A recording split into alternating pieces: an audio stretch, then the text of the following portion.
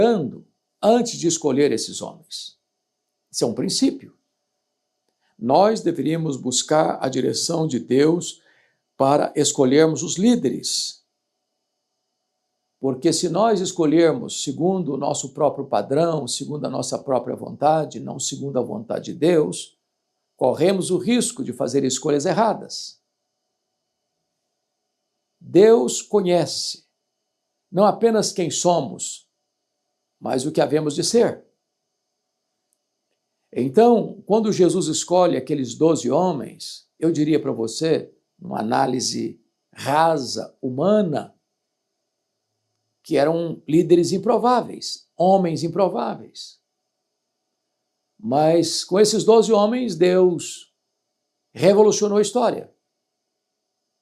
Então eu gostaria aqui de olhar alguns princípios nesse texto de Marcos, capítulo 3, versos 13 a 19. O primeiro princípio está aqui no versículo 13. Depois subiu ao monte e chamou os que ele mesmo quis. E o primeiro princípio é que a liderança precisa passar pelo princípio da soberania da escolha divina.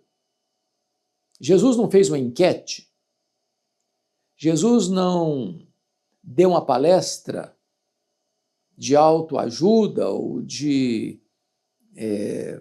pensamento positivo, ou pesquisou os grandes teóricos de liderança e deu uma palestra e depois fez uma escolha democrática. Não.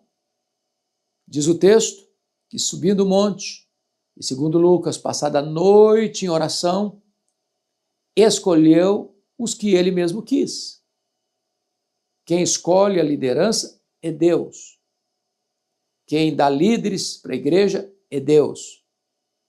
Então é Jesus quem escolhe aqueles a quem ele vai usar na sua obra. Ele é quem escolhe, ele é quem chama, ele é quem capacita, ele é quem envia, ele é quem dá poder, ele é quem dá estratégia. Nós, pensando agora na igreja, não podemos escolher líderes, seja um diácono, um presbítero, um pastor, ou para quaisquer outras funções, sem buscarmos a direção de Deus em oração.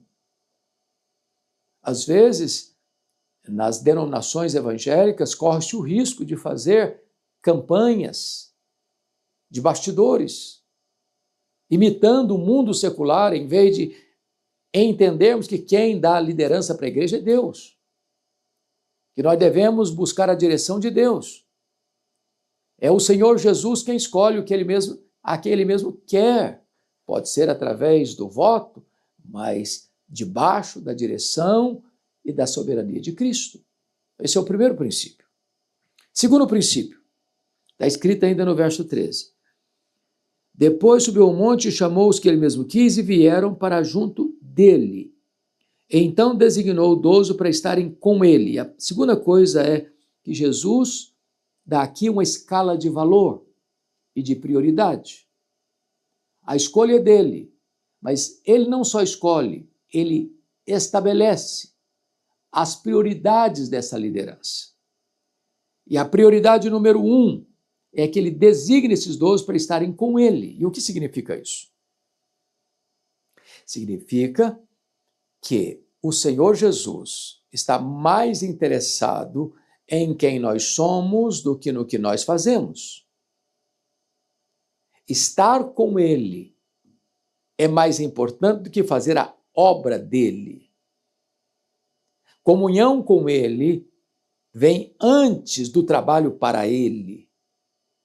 Nós não somos chamados prioritariamente para fazer a obra. Nós somos chamados prioritariamente para andarmos com o Deus da obra. A comunhão com ele, o relacionamento com ele é a base do trabalho para ele. O Senhor Jesus não quer ativismo.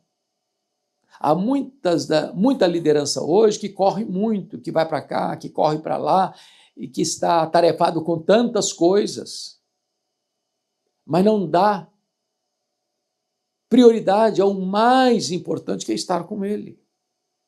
Nós vivemos hoje o grande dilema entre o urgente ou importante. Tudo parece urgente. Tudo bate à nossa porta com o senso de urgente. Mas nem tudo que é urgente é importante. O Senhor não quer que você fique correndo para lá e para cá, estafado na obra, sem ter tempo para Ele, sem ter vida devocional, sem caminhar com Ele, sem andar com Ele, sem olhar para Ele, sem imitar a Ele. O Deus da obra é mais importante que a obra de Deus. Então esse é um princípio inegociável para a liderança cristã. O Senhor designou os 12 para estarem com Ele, antes de enviá-los para fazer a obra dele. E Jesus seguiu esse exemplo. Quando Jesus fez um grande milagre, curando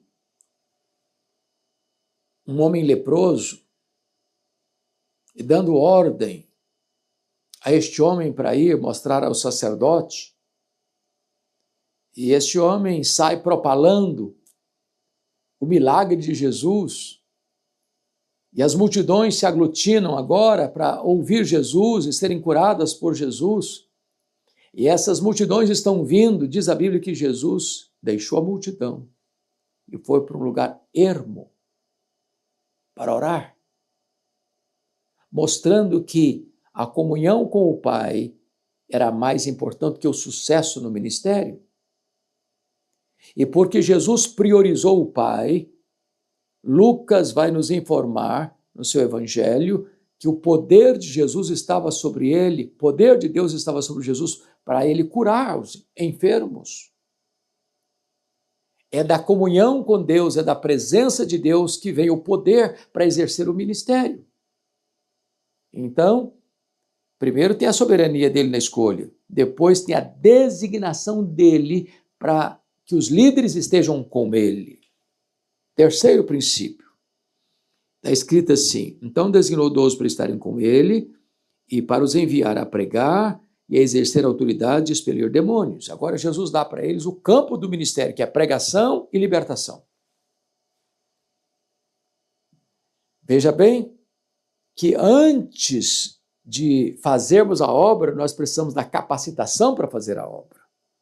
E Jesus deixa isso claro mais tarde, quando disse para os seus discípulos, antes de ir assunto aos céus: permanecei na cidade até que do alto sejais revestidos de poder.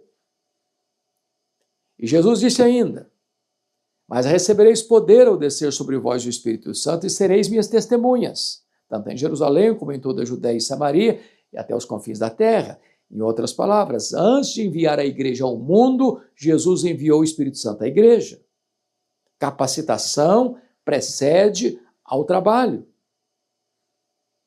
Agora que eles estão com Jesus, agora eles são enviados a pregar e agora eles são enviados a expelir demônios. O ministério da pregação precisa ter primazia e hoje, mais do que nunca, precisamos dar importância vital à pregação, ou seja, a supremacia das Escrituras e a primazia da pregação. Na medida que a palavra de Deus é proclamada, também os cativos são libertos, porque a fé vem pelo ouvir e ouvir a palavra de Deus. Mas agora me permita entrar na análise mais de perto de quem é que Jesus chamou. Talvez nenhum estrategista, nenhum líder contemporâneo escolheria os homens que Jesus escolheu. São homens iletrados, são homens com muitas limitações, mas Jesus não os escolheu por quem eram, mas por aquilo que haviam de ser. Então vamos à lista. Eis os 12 que designou. Primeiro, Simão, a quem acrescentou o nome de Pedro. Simão Pedro vai ocupar sempre o topo da lista, sempre que esta lista é dada. Ele era um líder nato, um homem de temperamento forte, um homem esquentado, um homem que tinha altos e baixos. escaladas e quedas, avanços e recuos, ao mesmo tempo que ele demonstra uma fé tão lúcida. Tu és o Cristo, Filho do Deus vivo, daqui a pouquinho está repreendendo Jesus, tentando afastá-lo da cruz. Um homem que tem uma fé robusta a ponto de dizer, se és tu, Senhor, manda-me ter contigo por sobre as águas, para em seguida reparar na força do vento e ter medo e começar a afundar. Um homem que promete fidelidade incondicional e restrita a Jesus, que todos te abandonem, eu jamais, por ti darei minha vida, estou pronto a ir contigo para a prisão e para a morte, para em seguida negar a Jesus covardemente 3 vezes. Talvez nós não escolheríamos Pedro, muito menos para liderar o grupo, mas Jesus escolheu. Que coisa impressionante, um líder improvável, mas nas mãos de Jesus, cheio do Espírito Santo, é o camarada que vai abrir a porta do evangelho para judeus e gentios, é o camarada que vai orar pelos enfermos e vão ser curados, é o camarada que vai orar para uma mulher morta e ela vai ressuscitar. Seguindo a lista, está escrito assim, Tiago, filho de Zebedeu, e João, seu irmão, aos quais deu o nome de Boanerges, que quer dizer filhos do trovão. Esses 2 moços eram explosivos, filhos do trovão. Certa feita, eles pediram para Jesus mandar fogo do céu para queimar os samaritanos. Mas Jesus trabalhou a vida deles. E eles vieram a ser aqueles mais íntimos e mais próximos de Jesus. O João, filho do trovão, vai se transformar no discípulo do amor. Olha que coisa impressionante. Como Jesus muda, como Jesus transforma. Como ele pega gente bruta, pedra bruta, para burilar, para cinzelar, para fazer algo extraordinário. Essa é a liderança de Jesus, que pega gente improvável e transforma a vida delas e instrumentaliza a vida delas. Mas seguindo a leitura, você tem aí depois o nome de André, versículo 18, André, que era irmão do Pedro. O André era um cidadão pacato, calado, sem projeção, anônimo, que trabalhava nos bastidores, não era cara de frente, mas alguém que sempre levou alguém a Jesus. Foi ele que levou Pedro a Jesus. Foi ele quem descobriu lá um menino que tinha 5 pães e 2 peixinhos, a partir dos quais Jesus fez o grande milagre da multiplicação. Vai ter gente da liderança assim, que não vai aparecer no palco, que não vai aparecer nas manchetes, que não vai ser o pregador da conferência X ou Y, mas que lá nos bastidores é a pessoa vital para que as coisas aconteçam em público. Mas o Senhor chamou também um outro cidadão chamado de Filipe. O Filipe era um cara meio racional. Quando Jesus vai multiplicar os pães e os peixes, e a situação era financeira, e perguntou, Senhor, mas o problema aqui é do quanto nós vamos precisar para comprar comida para tanta gente. Nós não temos dinheiro.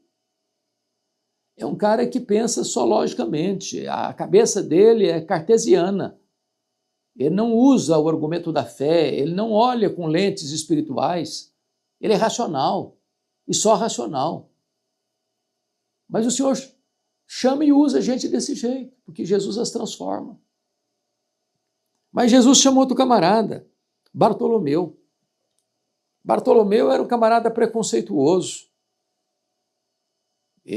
Foi ele quem perguntou, de Nazaré pode ser alguma coisa boa? É a gente que julga as pessoas pelo local do nascimento, pela geografia delas. Então veja você que a esse que era preconceituoso, Jesus chamou de um homem sem dolo. Olha que coisa incrível, Jesus pega a gente assim. Talvez nós não escolheríamos esse tipo de gente. Mas Jesus chama Mateus.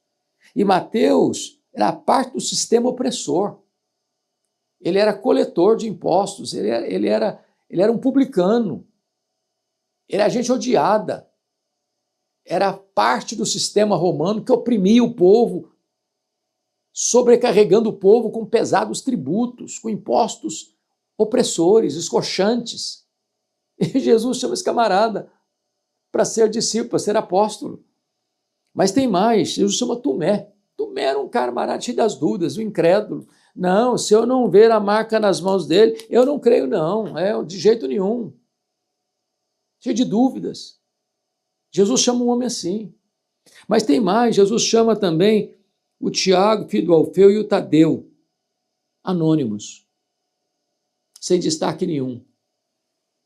Gente que não vai aparecer nas páginas da história com grandes feitos, mas gente que está lá, que nos bastidores vai fazer a obra, no anonimato vai fazer a obra, longe dos holofotes vai fazer a obra. Mas Jesus chamou outro camarada, Simão Zelote. Gente, esse era um partido radical, que defendia pegar em espada para lutar contra o Império Romano. Foram esses zelotes que, em 66, promoveram a Guerra Judaica, que desembocou na destruição da cidade de Jerusalém. Se você pegar aqui, politicamente falando, você tem um Mateus, que é de extrema direita, e você tem um Zelote, que é de extrema esquerda, de ideologias distintas. Jesus pega esses homens e bota no mesmo grupo. E termina com a lista dizendo: e Judas Iscariotes, que foi quem o traiu. Esse Judas era o único que não era galileu, ele era lá da Judéia. Talvez do grupo, o mais antenado, o mais bem relacionado, o mais instruído, ele ganha um cargo de liderança, de confiança, o tesoureiro do grupo, mas ele era ladrão, ele era do diabo, Jesus disse. Ele era traidor. E dentro da soberania de Deus, até o traidor estava lá no meio. E esses homens certamente eram improváveis. Mas, no final, Jesus desmascara o Judas, que vende Jesus por míseras 30 moedas de prata, depois vai se enforcar. Mas esses outros foram usados por Jesus. E eles viraram o mundo literalmente de cabeça para baixo. E eles impactaram o mundo com a pregação do Evangelho. Foram todos martirizados, mas deixaram um legado, um exemplo, que até hoje é digno de ser seguido. Estes homens deixaram um rastro luminoso. Estes homens deixaram um legado. E hoje nós somos uma igreja apostólica, que seguimos o ensinamento dos apóstolos. Esses foram os homens que Deus, por sua graça, levantou. E Jesus, depois de uma noite de oração, os escolheu, chamou para si, os designou para irem pregando e libertando os cativos. E esses homens improváveis marcaram a história da humanidade. São mais influentes na história que todos os Césares de Roma juntos. E o Senhor, em pouco período de tempo, fez com que o Evangelho, que nasce lá em Jerusalém, no Pentecostes, chegasse até a capital do Império, a cidade de Roma. Mais tarde, no século IV, o cristianismo, que foi tão perseguido, vai se tornar religião oficial do Império Romano. E este evangelho, pregado pelos apóstolos, cruzou fronteiras, cruzou séculos e chegou até nós. Chegou agora aqui, a mim e a você. Que coisa linda! Que líderes improváveis tornaram-se os líderes mais importantes da história da humanidade. Ainda hoje Jesus pode levantar homens para a sua obra. Homens, talvez, improváveis. Alguns, talvez, iletrados, mas homens que andaram com Jesus. Homens que fizeram a obra de Jesus no poder do Espírito Santo. Deus abençoe sua vida, Deus abençoe seu coração e que esta mensagem desafie você a crer que os improváveis dos homens são os aprovados por Deus. Deus abençoe sua vida.